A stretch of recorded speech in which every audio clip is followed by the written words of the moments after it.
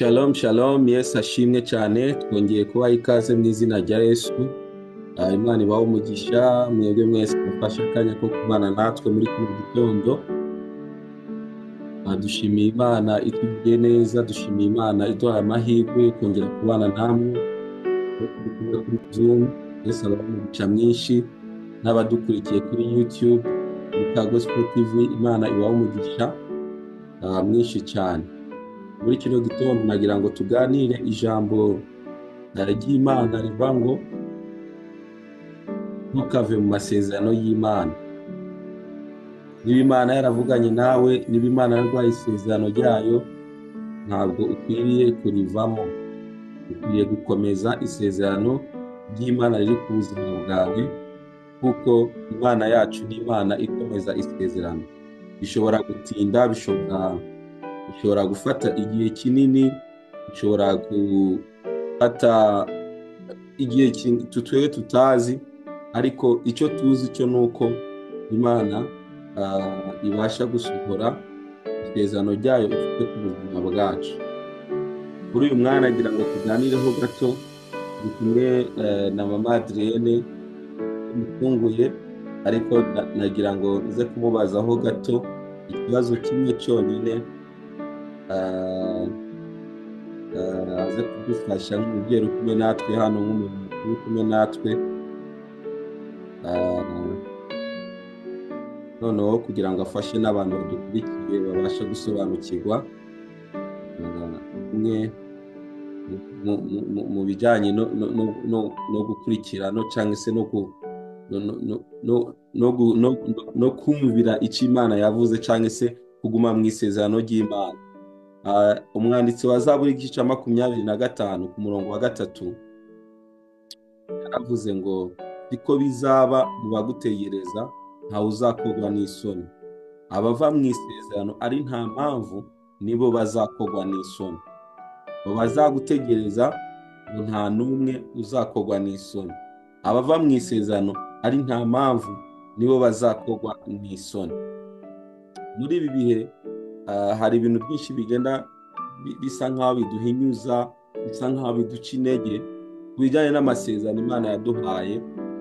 Ugasanga wenda Imana yagusezeranyije ikintu runaka, ariko kigatinda gusohora, ugasanga abantu bacitse intege.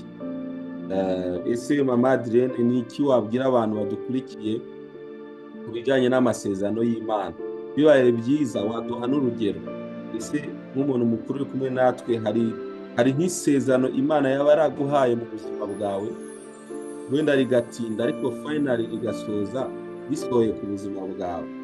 Nagira ngo ufate nk'akanya nk'umunota umwe cyangwa ibiri, tugire ikintu dusangira ku bijyanye n'amasezerano y'Imana.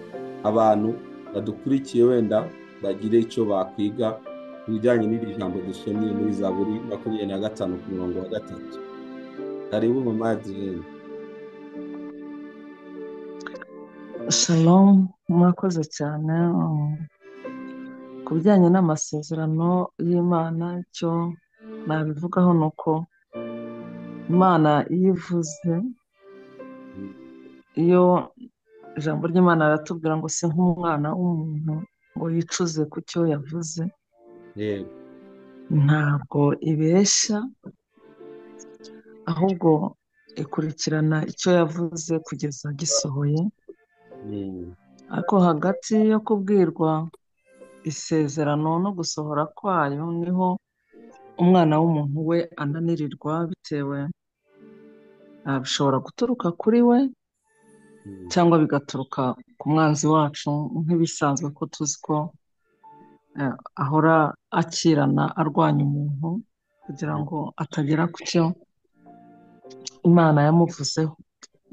Hari ubwo tujya dusenga, iyo dusenga wenda tugaruza nk'ibyacu byanyazwe, kenshi tugaruza ibyo twari dufite ubu tutagifite.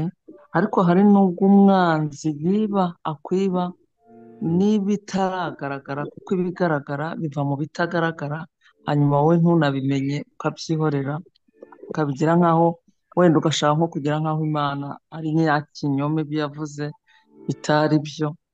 ariko by'ukuri Imana ntibeshya. Icyo ni kimwe, ntabwo yicuza ku cyo yavuze. Icyo ni icya kabiri. Icyo ukwiye kugihagararaho ukamenya ko icyo yakubwiye bizasohora byanze bikunze. Ntiwite ku byo ugenda ucamo hagati aho ngaho, zaba intambara, zaba ibiguhinyuza bikwereka ko bidashoboka. Ni kera si ubu najyaga numva, ntabwo mperuka kubyumva ko nakunze gusengera nko mu byumba, ukumva abantu iyo bihana bakihana bakavuga ngo Mana umbabarire gucumuzwa n'amasezerano. Ubwo ni ukuvuga ngo biba byatinze, yarangiza akabivamo agacumura. Uko gucumura nako rero urumva biturutse kuri wowe, nubwo tubiherereza ku Mana ngo yabitindije, ariko mu by'ukuri ijambo ry'Imana rivuga ngo ntitinze isezerano nk'uko bamwe babyibwira. Ntabwo igihe cyacu si kimwe n'icy'Imana. Rero biba bivuze ngo wowe wacumuye uvuye mu byasezeranijwe, nk'uko ijambo ry'Imana ritubwiye nonaha ko abava mu isezerano ari bo bakorwa n'isoni, ariko abarigumyemo badakorwa n'isoni. Umuntu akihana akavuga ngo Mana mbabarire gucumuzwa n'amasezerano. Ariko nza gushyira, navuga ko ari Mwuka Wera ampishurira ko umuntu adakwiye gucumuzwa n'amasezerano, ahubwo amasezerano aramukomeza. Bivuze iki? Bivuze ngo uyu munsi ntirirasohora icyo Imana igukorera kugira ngo igukomeze. Wenda yarabikubwiye umwaka ushize, iragaruka muri iki gihe ikongera ikarikubwira kugira ngo igukomeze, ariko ntabwo amasezerano akwiye kugucumuza. Rero iyo tubivuyemo, ni ukuvuga iyo ducumuye ku Uwiteka Imana tuba twidindiza, si byiza, nitwe tuba twihemukiye. Ibyiza twakomeza tugahagarara tugategereza Imana kugeza bisohoye. Wambajije ute se hari icyo Imana yaba yarakubwiye ku bijyanye n'amasezerano hanyuma bikazasohora? Wenda reka mvugeho wenda nka rimwe ku bijyanye n'amasezerano. Nabaga Musanze, Imana ikajya imbwira ngo nsengere i Kigali. Biva ku kumbwira gusengera i Kigali, umva nasengeraga Kigali yose, nkasengera abayobozi, nkasengera, ariko sinari nzi ko nzahatura. Nyuma irambwira ngo nzagutuza muri Kigali, ariko nkumva ntabwo se bizaca he. Sinabonaga inzira zabyo rwose, imiryango nabonaga ifunze, nariyakiriye gutura aho nari ntuye. Ariko ndavuga Imana iyo ivuze ntibisohoza kweri. Imana irabisohoza, nizera Imana, ndavuga ndagutegereza, ndakwizeye kugeza igihe bizasohorera. Nyuma yaho abana baza kwiga muri Kigali, bakora ikizamini cya leta, boherezwa kwiga muri Kigali. Ndavuga nkabona iyo ari intangiriro, ubwo bagiye nanjye nzagenda. Hasigaye umwe, Imana inyereka nawe yaje kwiga muri Kigali, irambwira ngo igihe cyawe cyo kuba aho nari ntuye, irambwira ngo kirarangiye, noneho uragiye. Hari hashize imyaka igera nko muri 5 ibimbwiye. Irambwira ngo igihe cyawe cyo kuba aha kirarangiye. Bene data, ni ukuri byabaye nk'igitangaza kuri njye. Sinamenye uko ibifunguye, gusa yarabifunguye umutwe, arambwira ngo tugomba kwimuka. Twimutse nk'ibitangaza. Rero nakomeje mbitegereje kugeza Imana ibisohoje, kandi ntabwo byafashe igihe gito, ariko Imana niyo kwizera. Ndarangiza, wenda wabona nanatinze, ndarangiza indirimbo Apotre Dr yaririmbye, yaravuze ngo yampagaritse ahakwiriye ngo ngume mu masezerano, nubwo imiraba yaba myinshi ndashikamye muri wewe. Haleluya. Dufite rero aho twahagaritswe hakwiriye ku rutare muri Kristo Yesu. Aho ngaho iyo imiraba iraza irakubita, ariko tukomeza dushikamye muri we kugeza twakiriye ibyo yavuze kuri twe. Imana ishimwe. Nuvuze ku masezerano, dutegereje isezerano ryo kugaruka kwa Kristo, naryo rizasohora. Dukomeze duhagarare ahakwiriye. Yesu abahe umugisha. Murakoze. Imana ishimwe. Amen, amen, amen. Yesu aguhe umugisha mwinshi cyane. Urakoze cyane. Ni ukuri iyo dusoma ijambo ry'Imana, tuba dukwiriye kurihuza natwe n'ubuhamya tukumva ko by'ukuri by'Imana igenda ivuga ari ukuri mu buzima bwacu. Aratubwiye Imana yamuhaye isezerano rifata imyaka 5 ariko finally ryaje gusohora. Yaratuye i Musanze, Imana imwisezerano yuko azatura i Kigali, kandi koko Imana yarabikoze. Nibyo ni ukuri, Mama Adeline ahatuye ndahazi, Imana yarabikoze. Imana yabikoze, Imana niyo kwizerwa. Ndabizi ko hagati muri twebwe hari n'abandi bafite amasezerano Imana yababwiye, kandi ayo masezerano Imana yagiye yasohora mu buzima bwabo. Rero ntabwo dukwiriye gucika intege. Niba hari ibindi Imana yavuganye natwe bikaba bitarasohora uyu munsi, ntabwo bisobanura ko bitazasohora. Niba ari data wabivuze, twiringira Imana ko ariyo yo kwizera. Rero uyu mwanditsi aravuga ngo siko bizaba, ngo mu bagutegereza ntawe uzakogwa n'isoni. Nta n'umwe uzakogwa n'isoni. Umuntu wese utegereje Uwiteka, umuntu wese wiringiye Imana, ntabwo azigera akogwa n'isoni, ahubwo Imana izakomeza isezerano ryayo kandi risohore mu buzima bwacu. Nubwo bishobora gutinda, ariko bizaza. Imana yasezeranyije Aburahamu, imubwira ko izamuha urubyaro. Byafashe igihe kinini kugira ngo agere kubona urubyaro Imana yamuhaye, ariko uko byageze kose Imana yarabikoze, kandi Aburahamu abasha kubyara, kandi isezerano rirasohora. Imana yasezeranyije Yosefu, imubwira ko azakomera, azaba mukuru, bene wabo bazamupfukamira, ababyeyi bazamwikubita imbere. Imana imuha iryo sezerano, ariko byafashe procedure ndende cyane. Kuva ku isezerano ry'Imana no gusohora kwaryo kuri Yosefu, byamufashe kunyura mu bihe bitoroshye. Yajugunywe mu cyobo, aragurishwa muri Egiputa, arafungwa, ajya muri gereza, arasohoka. Ariko ibyo byose Yosefu yakomeje kwiringira icyo Imana yavuganye nawe, bituma n'ubundi birangira Imana isohoje umugambi wayo ku buzima bwe. Bene wabo, ababyeyi bose bisanze muri Egiputa, kandi koko bamucira bugufi nk'uko Imana yari yarabivuganye nawe. Rero niba ufite isezerano ry'Imana uyu munsi riri ku buzima bwawe, ntabwo ukwiriye gucika intege. Ndabizi wenda no muri commentaire kuri YouTube muze kudusangiza namwe ubuhamya iby'Imana yavuze ku buzima bwanyu. Ese byarasohoye? Icyo nzi cyo nuko hari byasohoye. Rero niba hari byasohoye, bitubere ikimenyetso no kwizera ko hari ibindi Imana yavuze ku buzima bwacu nabyo bizasohora. Yasoje aravuga ngo abazava mu isezerano ari nta mpamvu nibo bazakogwa n'isoni. Niwikura mu isezerano ry'Imana, ujye umenya ko uzakogwa n'isoni.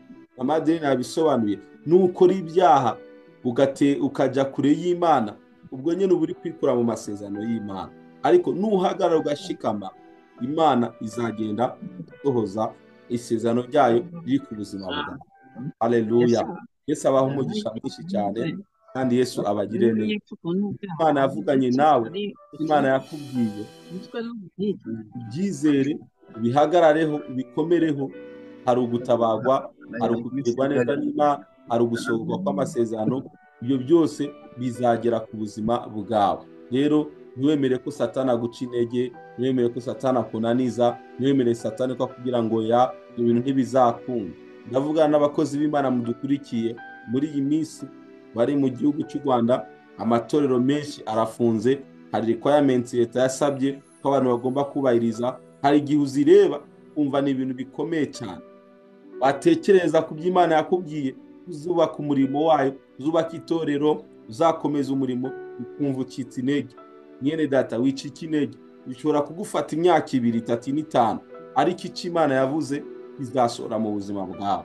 Ukomeze kwanga amaso Imana yavuganye nawe, yakubwiye. Iyo ngiyo nizatuma bikunda, kandi nizatuma bisohora. Yesu abaha umugisha mwinshi, Yesu abagire neza. Ndagira ngo dusenge, dushime Imana kubw'iki gitondo, kandi twongera tubwira Imana ngo Mana, turacahagaze mu isezerano ryawe, kuko tuzi neza ko uzarisohora mu buzima bwacu. Wowe ufite isezerano ry'Imana, ukomeze kurihagararaho.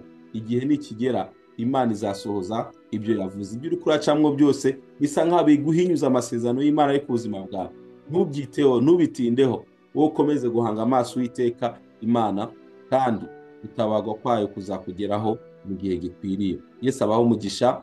Reka nongere sabe Mama Adeline adusengere, asengera abantu badukurikiye nonaha, ababona ko amasezerano yabo bari gutinda, Imana ikomeze kuyakomeza, kandi natwe dukomeze guhagarara amasezerano y'Imana kugira ngo dutegereze icyo Imana yavuze ku buzima bwacu. Yesu abahe umugisha. Karibu Mama Madeleine udusengere dusoza iteraniro ryacu. Yesu abahe umugisha. Amen. Turagushimye Imana yacu, tuguhaye icyubahiro, tugushimiye ko uri Imana ivuga bikaba, wategeka bigakomera. Izina ryawe nirishimwe. Nyemerera ku bwa mwene data uri ahangaha no ku bandi bazatwumva, Mwami wongere ubibutse amasezerano wavuganye nabo, ubakomeze kandi ubahe kwihangana no kuyategereza mu izina rya Yesu. Umuririmbyi aravuga ngo ukomeza isezerano, niko n'ijambo ryawe ritubwira, ukageza ibihe ibihumbi. Haleluya. Ariko ukakurikirana kugeza bisohojwe. Izina ryawe nirihabwe icyubahiro. Nyemerera Mwami ubakomeze, ubarindire imitima mu izina rya Yesu, ye kujabuka muri bo, ahubwo isubire mu gitereko, bamenye kuri Imana, uri Imana itabeshya, ivuze biraba. Habakuki niko yavuze, yaravuze ngo nubwo byatinda ubitegereze, kuza ko bizaza ntibizahera. Izina ryawe nirishimwe. Dukomeze rero, udukomeze, utwibutse n'ibyo tumaze kwibagirwa, kuko igihe kiraduhinyuza bimwe tukanabyibagirwa, ntitwibuke ko wavuganye natwe. Ako turasenze ngo Mwuka Wera yongera twibutse icyo wavuganye natwe mu izina rya Kristo Umwami wacu. Urakoze Mwami, icyubahiro n'ikibi cyawe. Dukomeje kugutegereza, ntituzaruha, ntituzarambirwa kugeza uje. Haleluya. Ukimura ibyari imisozi bigahinduka bikaba ikibaya. Haleluya. Abana b'Imana bakakunezererwa, bakaruhuka mu izina rya Yesu. Urakoze cyubahiro, izina ryawe rishyirwe hejuru. Turinde uyu munsi, wane natwe, ujyanane natwe, udushyigikire, udukomereze amaboko, ukuboko kwawe kwiza kubane natwe mu byo dukora byose. Umugisha wawe ugendane na buri umwe wese mu izina rya Kristo Umwami wacu. Amen, amen. Shalom. Amen, amen, amen. Murakoze cyane, mugire umunsi mwiza, mukomeze guhagarara ku masezerano y'Imana. Yesu abahe umugisha. Shalom, shalom.